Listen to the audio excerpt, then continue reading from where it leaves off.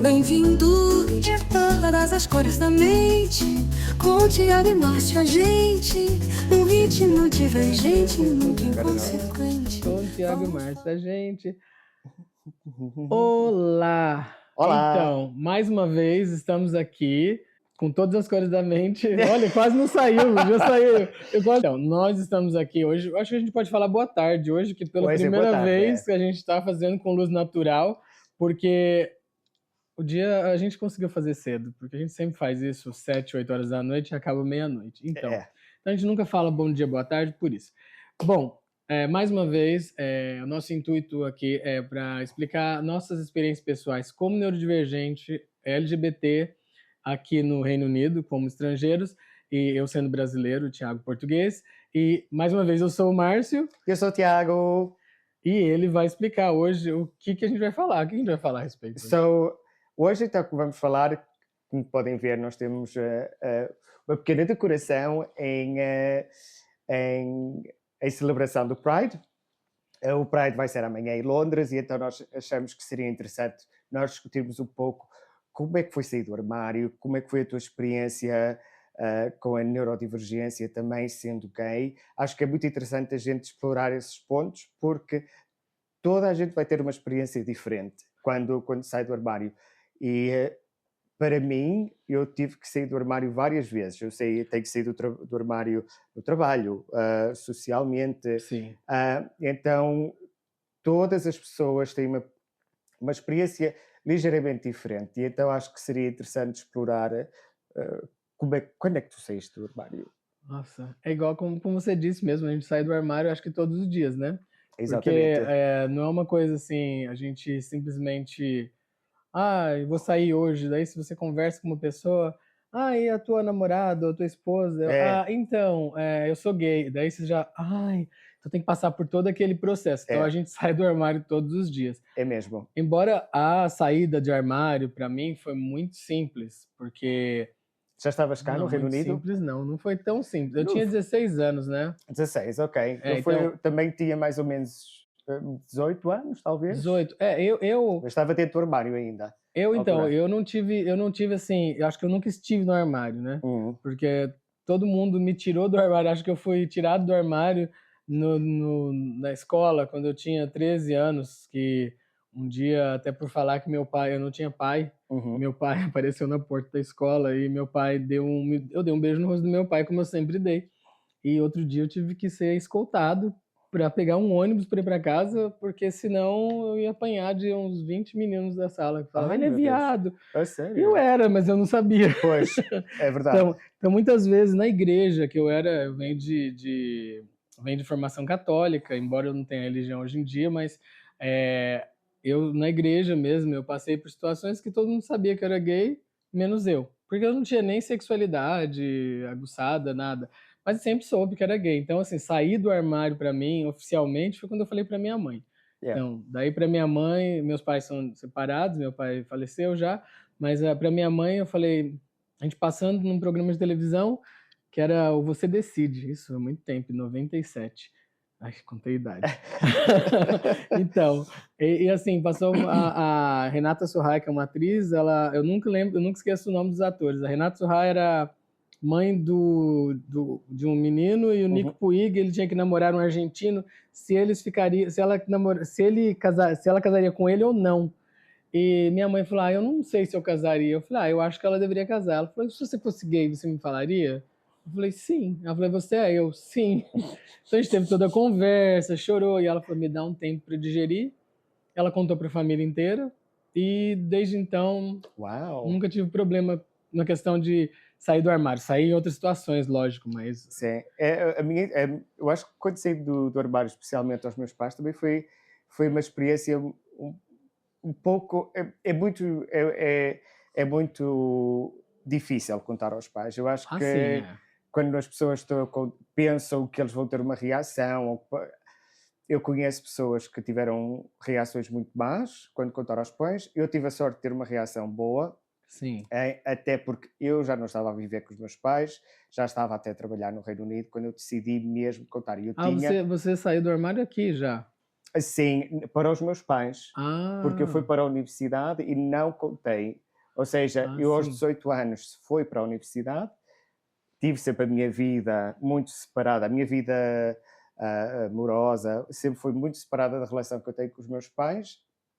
E quando vim para aqui, quando eu senti que tinha estabilidade financeira, quando eu me senti confortável, então eu disse, falei com eles, fomos até a jantar a um restaurante e eu decidi contar e decidi explicar. É só para que vocês saibam, eu gosto de homens, gosto de. Quero estar. A minha vida é assim e eu quero só saber se tenho o vosso apoio. E eu lembro da minha mãe perfeitamente. Ela disse assim: Nós já sabíamos há muito tempo, só estávamos à espera que tu nos contasses." Eu, Nem "Hum, todo mundo passa por essa facilidade não, como a gente teve. não, Então, não, não. assim, minha mãe até eu falo que eu admiro muito. Minha mãe agora tem 74 anos. Então, a geração da minha mãe não aceitava. Os meus avós são é, católico apostólico romano, sabe? Então, era assim: minha mãe foi a primeira a se divorciar. Então, minha Uhum. mãe tinha 44 anos e quando ela se divorciou, então já foi um tabu que ela quebrou. Então, quando eu saí do armário, minha mãe já estava assim, ela falou, tô pronto para briga. E mesmo depois, minha mãe já era divorciada e todos os namorados da minha mãe, ela falava assim, olha, não, inclusive quando eu saí do armário, a notícia veio aqui em Londres, que minha família já estava aqui, meus irmãos, e o meu irmão mais velho contou para um primo meu, o Cleverson, e o Cleverson foi falar pro Marcelo. Eu tenho uma história, tal, tem alguma coisa acontecendo, o Márcio, deu o Marcelo, o que que foi? Ele sofreu um acidente? Ele, não, o Márcio é gay. Ele falou, eu também sou. Pronto. Então, Ai, que bom. saímos os dois Família. juntos. Foi meio difícil para minha mãe aceitar, assim, ela foi estudar sobre gênero, foi estudar sobre sexualidade. Minha mãe foi muito, pela idade dela, assim, eu admiro demais o que ela foi fazer, porque, Ela ainda assim, foi fazer pesquisa. porque imagina 2 filhos, ela: "O que que eu fiz?" Eu falei: "Mãe, não fez nada, é uma coisa que a Não, gente nasce, assim, não foi uma coisa que todos nós somos 4 irmãos e os 4 2 héteros e 2 não. Então, assim, não tem uma 50-50 não tem problema, 50 não é assim tão 50. mau. Pra você, até eu pensei que fosse mais difícil, porque Sim, em Portugal, por mais que Portugal hoje seja bem desenvolvido, mas muita gente tem a cabeça é muito verdade. fechada em questão disso, É. sexualidade, Alguma né. vez tiveste problemas ao sair à rua, Ah, por sim. vezes, talvez ser mais afeminado? Eu, por acaso, nunca tive problemas, Eu mas tive conheço muito. pessoas que já foram esfaqueadas, que já tive.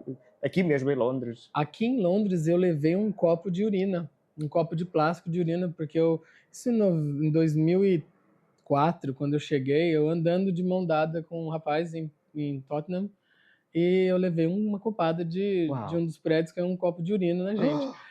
Nunca fui atacado no Brasil por ser gay, mas embora isso, a minha identidade é muito maior do que só não minha sexualidade, mas eu sou uma pessoa que já chama atenção, sempre estou com óculos diferente, boné, a unha feita, eu sempre me visto diferente Uhum, do normal, mas eu tive problemas já várias vezes, que no Brasil a gente tinha os skinheads, né, os exato. carecas do ABC, que eu sou de Santo André, né, eu cresci em Santo André.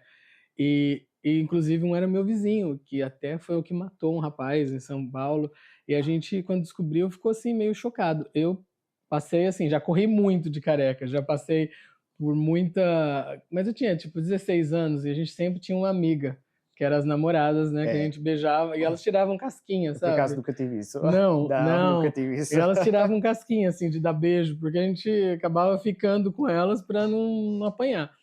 Mas assim, no geral, eu falo que eu tive muita sorte, até por acho que por ser neurodivergente, por ser TDAH, a gente é muito do fight or flight, a gente sempre É, vai no arrisca.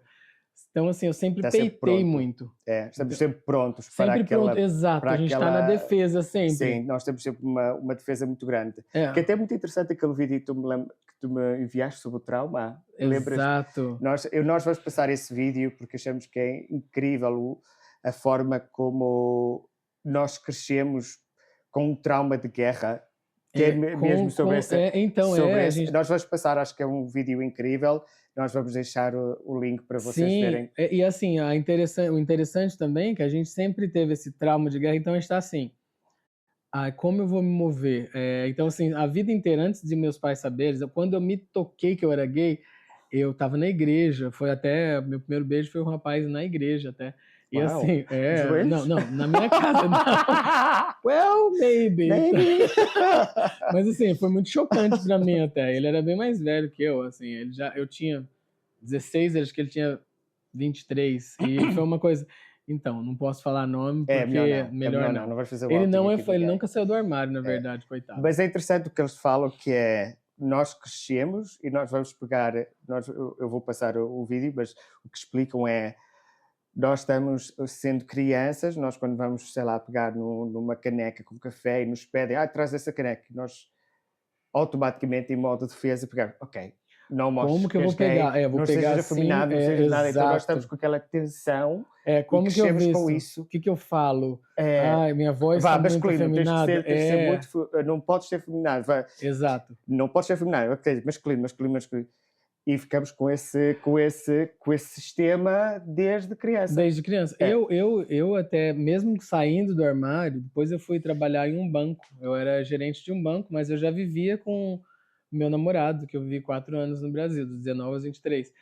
E eu tinha que falar que eu tinha uma noiva. Quando eu falei que eu tinha que era um noivo, meu marido, noivo, namorado, sei lá, a gente não era casado. Quando eu falei, o tratamento de algumas pessoas mudou. Foi positivo, por certa parte, mas estou falando também em 99, 2000, quando as coisas eram diferentes. Até Exato. ainda eu falo que até não sei se você teve serviço militar. Não. Então, no Brasil nós temos o serviço militar obrigatório. E aos 18 anos, ainda em 99, se eu não me engano, ainda era crime a gente levava um carimbo de pederasta. Para o serviço documentação do militar. serviço militar. Então, depois, acho que já não é mais, mas eu não esqueço, eu tinha o cabelo loiro pintado, porque eu sempre fui diferente, independente da minha sexualidade. Mas era aquela coisa, todo mundo sabia que eu era gay antes de mim por causa disso. Mas eu fui pro a gente chama tiro de guerra, porque Sim. não era o exército mesmo. E quando eu fui passar pelo processo, eu pintei meu cabelo de castanho, porque eu estava loiro. E ficou aquela coisa preta meu cabelo. E eles falaram, com esse cabelo pintado você vai servir, hein? E eu falei, não, eu quero servir. Sorte que eu não tive que passar por isso, mas hoje em dia não é tanto tabu, mas no Brasil, principalmente, acho que em Portugal é um pouco mais desenvolvido nessa questão ultimamente, porque vocês passaram por um processo todo hoje, como eu posso dizer, nos anos 80 tal, teve todo aquele processo de repressão, mas depois disso também Portugal mudou muito a cabeça, né? Sim, mudou em algumas coisas. Mas vamos só avançar um pouco o tema. O que é que vais fazer para o Pride este ano? Então, vou ficar parado, né? Tu vais cá, não vais? Vais cá as bebidas amanhã. Eu vou pensar, porque o problema é que hoje a gente vai para ver o show da Anitta. Sim. Então, assim, hoje, na verdade, é o Dia Internacional do Pride, acho. É o dia 28. É o 28 ou 29? Acho que é o dia 28 é o Dia Internacional. Então, tem o show da Anitta, a gente vai pro show da Anitta. E amanhã, não sei, depende de como a gente vai estar hoje. E também se eu não tiver que trabalhar, né? Porque eu sou assim, né? Exato. eu já estive na parada, já estive na parada aqui em Londres, já fui ao centro também, mas este ano eu acho que vou ficar em casa com amigos. Eu nunca fui a parada aqui. Não? Eu acho que é muito interessante. Eu acho que é muito interessante e é uma experiência que eu cheguei até algumas festas, eu não cheguei na parada em si, mas depois eu fui na segunda parada de São Paulo. Foi quando eu conheci a Elke Maravilha, que é a minha musa, e ela também era assim, de uma cabeça muito boa. Ela que me explicou muita coisa sobre até a minha sexualidade. Ela falava assim, não sei se você já ouviu falar sobre ela. Já me tinhas falado sobre ela. E ela fala assim, ai, meu fofo querido, ela fala sempre no carinhoso, e falava sobre assim, sua sexualidade não é escolha, religião é escolha. Você não precisa escolher. Então, sobre fé, até a gente brigava muito, eu brigava muito pessoalmente com isso. Que foi acho que não sei se para você foi um tabu, porque para mim foi um tabu muito grande por ser de uma família muito religiosa, católica. Embora minha mãe quebrou todos os tabus, mas assim, eu ficava assim, eu não posso sair do armário por causa dos meus avós. Eles não podem, embora eles nunca souberam, mas não sei se para você teve essa coisa da religião. Não, para mim foi ligeiramente diferente, embora eu estivesse... Os meus pais nunca estiveram muito conectados com a religião, sendo muito sincero.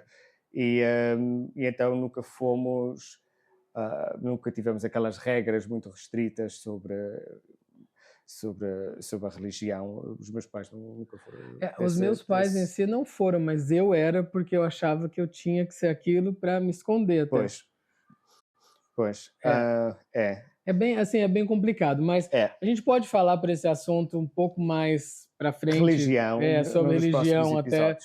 porque a gente tem um período muito curto hoje de gravação, porque a luz está acabando e também porque a gente tem que sair logo, né? Mas eu acho que em relação ao Pride é uma celebração que nós temos muita sorte em ter aqui. Nem todos os nossos ouvintes vão ter acesso, até mesmo em Portugal. O Pride não é assim uma celebração muito grande, no Porto especialmente. Ainda há muito trabalho a fazer e é bom que as pessoas se manifestem. É um direito que nós temos e é um direito que nós não podemos ter como garantido. Exato, é uma celebração sobre nossos direitos, não é uma coisa... Quando a gente fala que a gente tem o orgulho de ser LGBTQIA+, não é que a gente está querendo ser diferente ou ter algum benefício com isso. A gente está lutando para ser igual. Exatamente. A gente só luta, na verdade, para ter a igualdade de direitos. Porque como pessoa física, nós temos direito como todos os outros.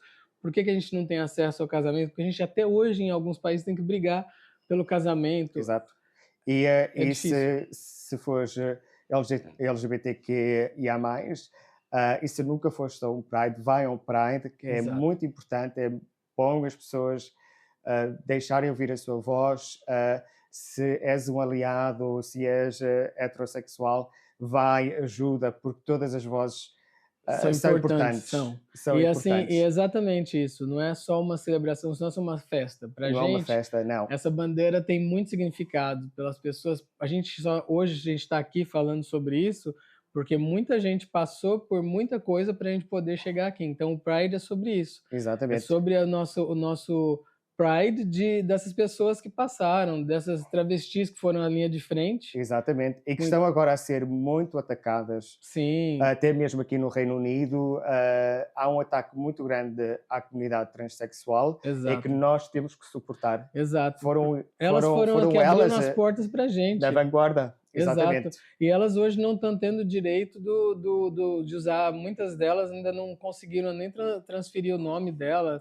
E até agora tem um debate político a respeito das casas de banho? Das casas de banho, dos banheiros, que se elas não forem mulheres no documento, elas não podem usar o banheiro. Então agora, uma pessoa para usar o banheiro, uma necessidade simples, ela vai ter que mostrar, a figura dela é uma mulher, ela vai ter que mostrar um documento que tem o nome já social. Enfim. Mas podemos deixar isso, que esse é um tema. A gente pode falar também um tema sobre isso, porque a gente tem muito agradecimento pelas mulheres trans. Nós podíamos trazer um convidado para Eu falar tenho uma sobre grande amiga transexual que acho que ela poderia falar. Vamos tentar fazer isso. Sim. Mais uma vez a todos, muito obrigado. E mais uma vez isto são todas as coisas bem com o Tiago. E comigo, com o Márcio. E é isso, a gente fica por aqui e até a próxima. Espero que vocês nos assistam e não esqueçam de subscrever, tá bom? No nosso podcast. Tchau, tchau. Tchau, tchau. Bem-vindo. De todas as cores da mente, com o Tiago e Márcio a gente, num ritmo divergente, nunca inconsequente.